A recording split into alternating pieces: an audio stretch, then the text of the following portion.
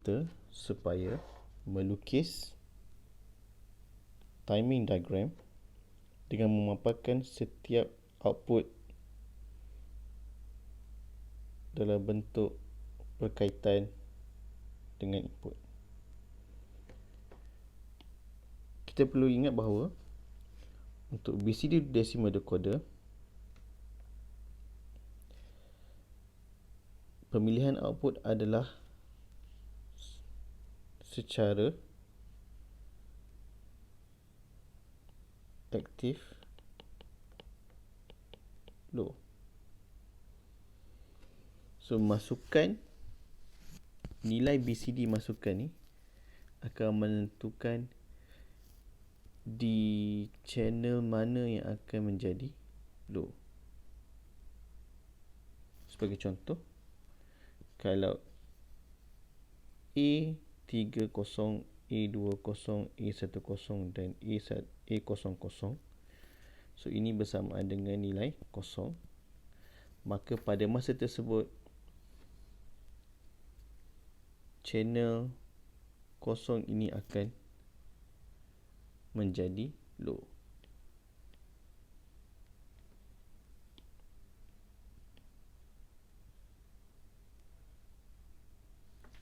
Okey, kita teruskan dengan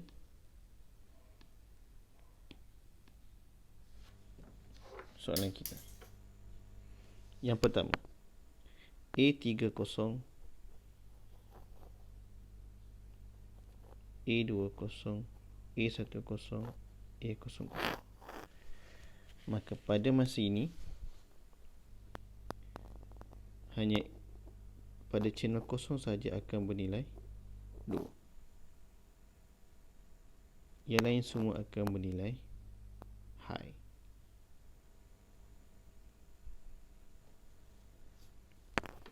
Next, 1, 0, 0, 0.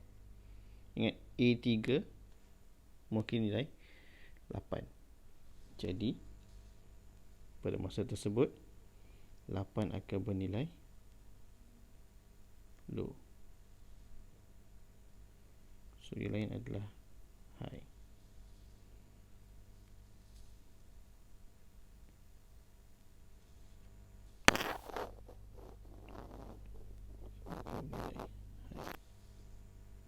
Okay, kita teruskan. Ini adalah 0, 1, 0, 0. So 4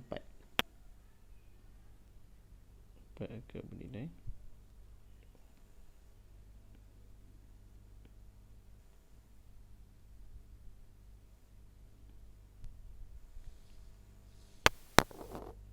kosong, kosong, 1, 0, 2.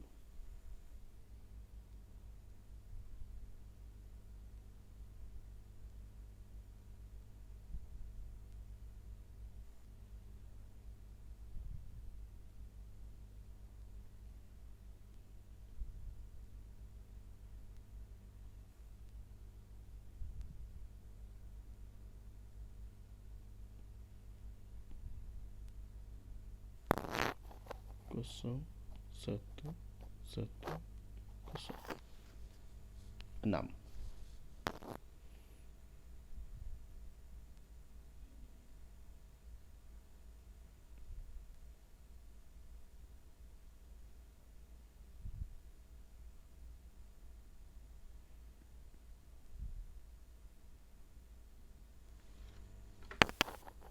Satu, kosong, kosong, 1, 9.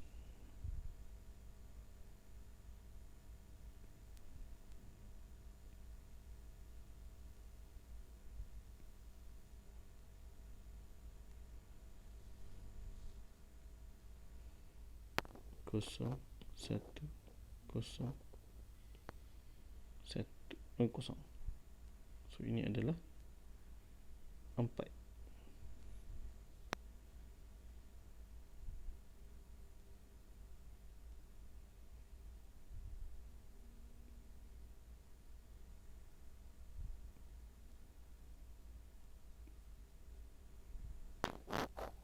kosong, kosong, satu, kosong, untuk 2,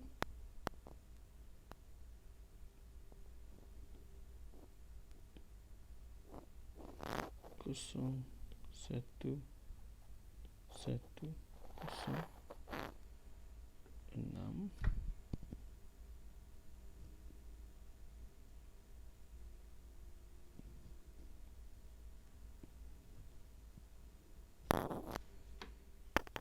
kosong, kosong, kosong, satu,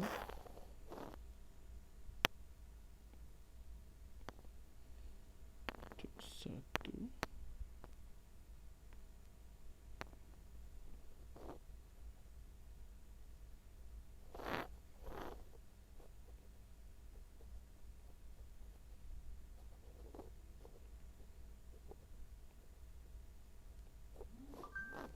akhir sekali kosong, kosong, kosong, kosong.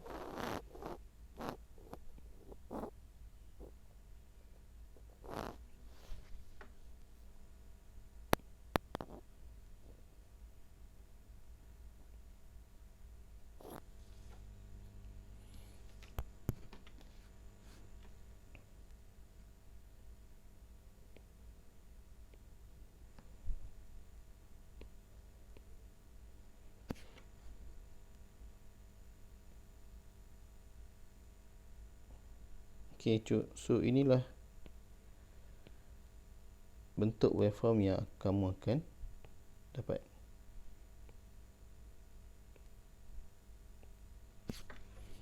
Okey, yang tinggal adalah yang kamu perhatikan 3, 5 dan 7. Belum kita labelkan lagi. Ketiga, oleh kerana langsung tidak dipilih, maka ini akan sentiasa high. Untuk 5 pun sama, akan sentiasa high. Dan 7 pun akan sentiasa high. Okey, untuk soalan kedua, ini agak mudah kerananya keluaran sekuens digit akan berdasarkan kepada masukan kamu. Apa yang perlu dibuat adalah dapatkan nilai BCD bagi masukan, dan ini secara langsung akan memberikan apakah nilai digit yang akan dipaparkan. Okay, kita lihat untuk yang pertama. Bila masukan semuanya kosong, maka digit dipaparkan adalah digit kosong. Kemudian 0001, maka digit 1 akan dipaparkan. 0110 sama dengan 6.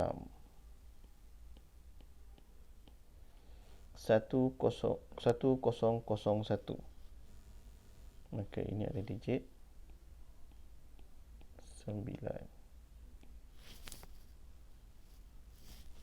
0100 adalah digit 4.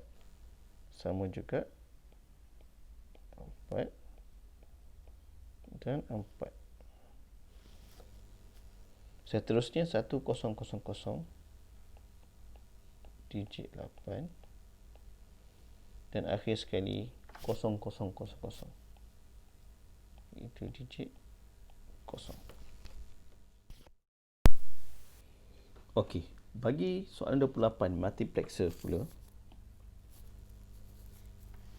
output Y akan bergantung kepada padanan nilai S0 dengan S1. Dan nilai output Y akan memilih salah satu daripada input D0 sampai D3 pada masukan. Okey. Kamu perlu ingat bahawa ini adalah jadual bagi pemilihan nilai untuk multiplexer. So kita ada 00, 01, 10 dan 11. Okay, jika kedua-duanya kosong, maka output Y akan pilih D0, 01 akan pilih D1, 10 akan pilih D2, dan 11 akan pilih D3. Berbalik pada soalan ini, pertama kita lihat apakah nilai S0 dan nilai S1. Okay, diberi S0 sama dengan 0 dan S1 sama dengan 1. Maka ini adalah kita punya nilai selector dan Y yang terbabit. Okay. Ia akan pilih D2. Okay, D2 dalam soalan ini bernilai 0. Maka Y akan bernilai 0. Okay, untuk soalan yang nombor 30, kita akan menggunakan 74HC151, iaitu 8 input multiplexer. Perhatikan sini kita ada satu input enable, yang mana ini adalah active low. Untuk keluaran Y, kita hanya akan lihat bila enable ini bernilai low sahaja, iaitu pada masa ini 1, 2, 3 dan 4 sahaja. Okay, Y ada dua state, sama ada high ataupun low. Jika enable ini high, maka secara automatik output Y akan bernilai low.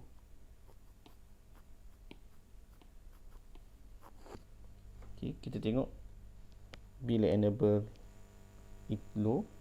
Okay, yang pertama kita akan ambil nilai T1. T1 pada masa ini adalah bernilai 0. Okay, Y pada masa itu adalah low. Seterusnya 0, 1, 0, 2. So kita ambil D2. D2 bernilai 1. Okay, so pada masa tersebut dapat high. 5. D5 bernilai 0. Maka kita akan dapat low. Akhir sekali D7. D7 bernilai 0 ataupun low. Maka kita akan dapat low. Sekarang kita lengkapkan.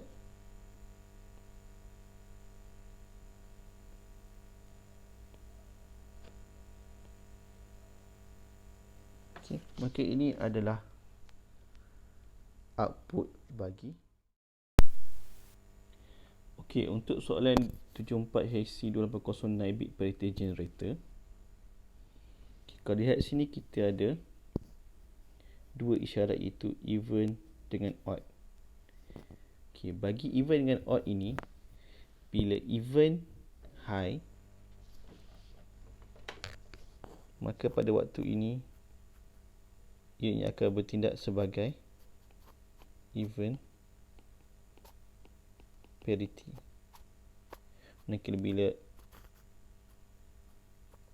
odd pula high, maka pada waktu ini ia akan bertindak sebagai odd parity checker.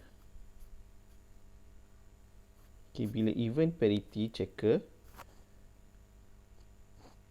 sum even akan bernilai high jika jumlah satu itu adalah genap. So, kita lihat satu persatu. Kita start dengan even parity system. Okay, kita ada 1, 2, 3, 4. So 4 adalah nombor genap. So output even adalah bernilai high.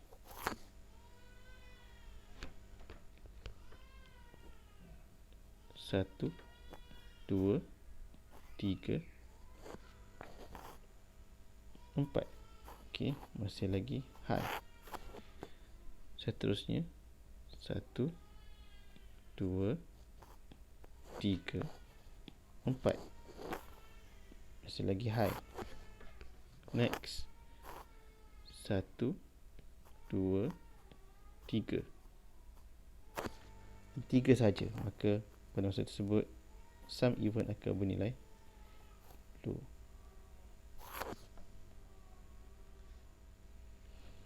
Untuk sum odd, dia akan berlawanan daripada sum even, maka kita akan dapat low dan high. Okay, kita beralih kepada odd parity checker. Okay. Untuk odd parity checker, okay, dia akan mula pada sini. Okay, kita kira bilangan 1. So ada 1, 2, 3. Okay, ganjil. Maka H even akan bernilai high. Odd akan bernilai low. Seterusnya 1, 2, 3, 4. Genap. Ke H even akan bernilai low. 1, 2, 3. Ganjil. Selagi low. Dan bagi sum odd berlawanan daripada even, maka kita akan dapat ini adalah high. So inilah jawapan bagi soalan 33. Bagi soalan 34, ini adalah sebuah full adder. Okay. Soalan perlukan adalah untuk mengenal pasti adakah sum dan cout yang dia beri ni adalah betul ataupun tidak. Okay, kita boleh buat dengan kita menganalisa waveform ini satu persatu. Okay, kita lihat yang pertama, A kosong, B kosong dan C in kosong. Okay, A plus B plus C, sepatutnya kita akan dapat sumnya adalah kosong dan cout juga adalah kosong. Okay, di sini kita dapat sum adalah bernilai 1. Maka secara automatik kita tahu bahawa output ini adalah tidak betul. Adakah keseluruhan yang tidak betul? Adakah keseluruhan output ini tidak betul? Tidak. Ada yang betul, ada tidak betul. Jadi untuk soalan yang seperti ini, apabila dibuat adalah kenal pasti mana yang tidak betul dan betulkan untuk dapatkan isyarat yang sum dan cout yang betul. Kita tengok yang pada masa T2 0, 0, 1. Maka kita akan dapat sum adalah 1, cout adalah kosong. Ini betul. 0, 1, 0. Kita akan dapati bahawa sumnya adalah sepatutnya adalah 1 dan cout adalah kosong. So ini salah. 0, 1, 1. Kita akan dapat sum dia adalah kosong, cout adalah 1. Ini betul. Jika di lukis output yang sebenarnya bagi sum dan juga cout ini, kita akan dapat satu waveform seperti berikut. Low, kemudian high, low,